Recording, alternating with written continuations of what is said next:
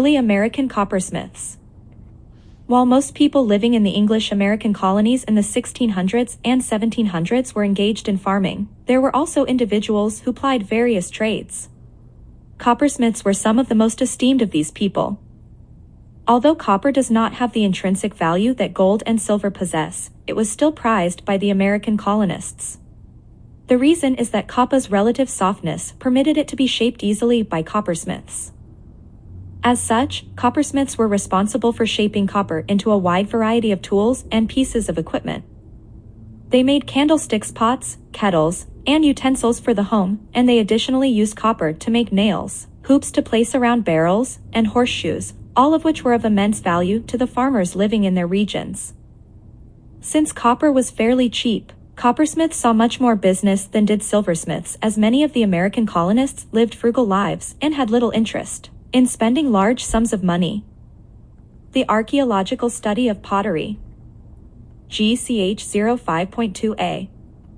While digging at sites of interest, archaeologists often unearth shards of pottery, which provide a great amount of information. Archaeologists study pottery for three main reasons. First, it was common in most civilizations and was used by people in all levels of society. Next, it easily broke and was not always repaired. Thus, pottery shards are among the most common items found at dig sites. Lastly, pottery is more durable than other materials, such as wood and cloth, and shards can last for thousands of years. Making pottery required special materials and skills, so the presence of pottery indicates that a civilization had attained a certain level of technology. Early pottery was made in open pits from simple red clays, which produced brittle pottery.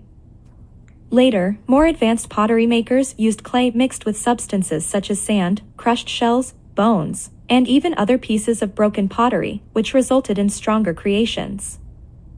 Only at later turns was pottery made with potter's wheels and fired in kilns, which both produced better final products. The earliest pottery was unglazed, so the discovery of stronger kiln-fired, glazed pottery shows that a people attained a higher level of knowledge. As archaeologists dig, they can determine the different periods of a civilization by the pottery found in each level.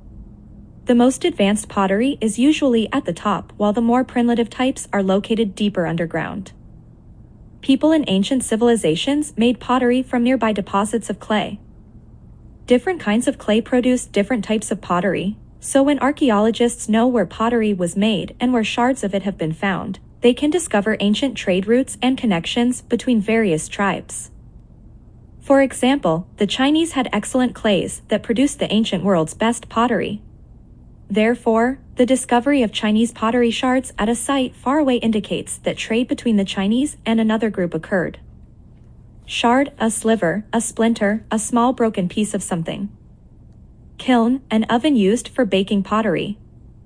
The origins of the Chinese Han Dynasty.